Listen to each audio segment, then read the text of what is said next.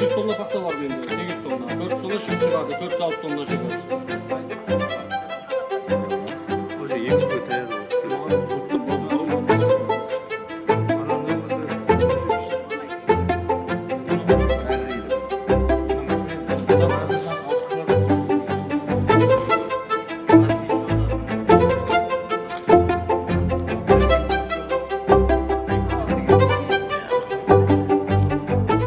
O'simliklar karantindan qo'rg'ov agentligi inspektorlari Faiz Agro klasterning ambarxonasida kelib turibmiz.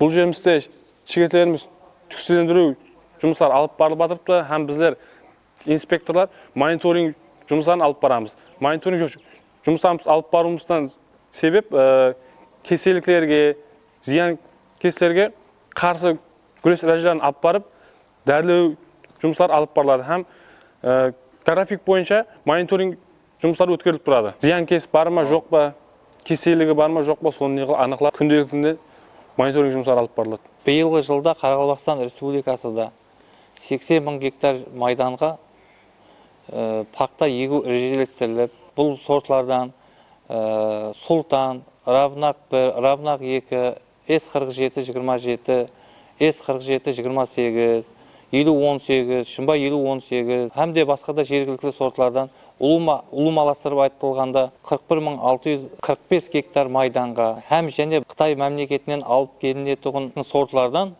38.355 гектар майданға түксіз шігіт егуді режелестірілмектеміз. Қарақалпақстан Республикасы районларда 2026 жылы өнімінен 6243 тонна пақта жамғарылған болып, оннан 3309 тонна сапалы шігітлер айырылып алынады. Бүгінгі күнде түксіз шігітіміз 1700 тоннаға режелестіріліп, әзіргі күнде тұқымгершілік қарханалар тарапынан алып барылмақта. Заманауи үскөнелерде бұл жерде әзір Әмудария районында Әмусара ұрықлары, Едіқала районындағы Әмірабад жайраны жауапкершілігі шектелген жәмиетлерде жұмыстар істелінбекте. Файз агрокластері тарапынан әзір бүгін күнде 850 тонна пақта жамғарылып, сондан әзір тазаланып 421 тонна шігіті қайта істелінеді. Әзіргі уақытта